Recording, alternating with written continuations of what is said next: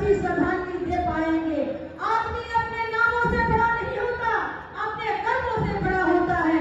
इसीलिए मैं साहब के लिए कहना चाहूंगी कि सुनी सुनी करके चले गए एक छोटी सी फुलवारी, सुना सुना घर आंगन लगता है, रह गई तेरी यादें। इन्हीं शब्दों के साथ आपकी जीवन की बगिया में खुशियों की बहार हो और रेणु यादव की तरफ से मेरा प्रणाम स्वीकार हो।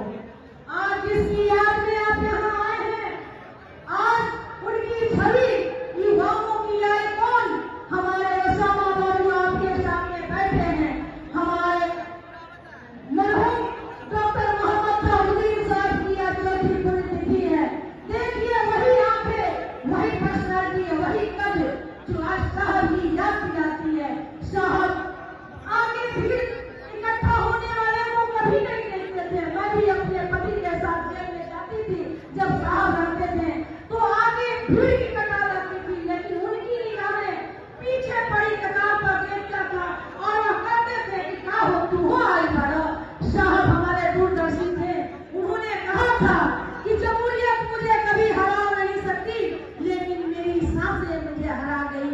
और देखिए, अगर आप सच्ची श्रद्धांजलि देना चाहते हैं साहब को, तो आने वाला समय आपका है। उस छवि को, ओसामा बाबू को आने वाले समय में पूरे जमात और फरोज और विकास के साथ आगे बढ़ाने का काम कीजिए, तभी हम सच्ची श्रद्धांजलि दे पाएंगे।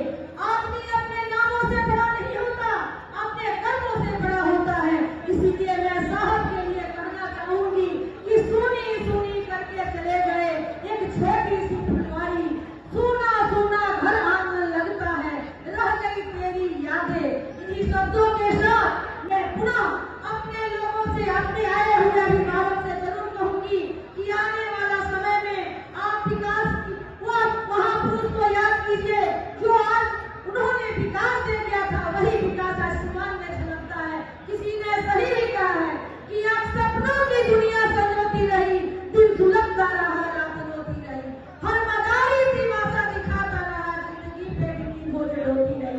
तो आइए श्रद्धांजलि पर हम कसम खाएं और आने वाला समय में उस परिवार के नाते वह देवी को याद कीजिए जो त्याग पुरुष है, एक महिला है, आदि आदि है। उनकी तपस्या को, उनकी अधूरे सपनों को आइए हम पूर्ण करने का काम करें।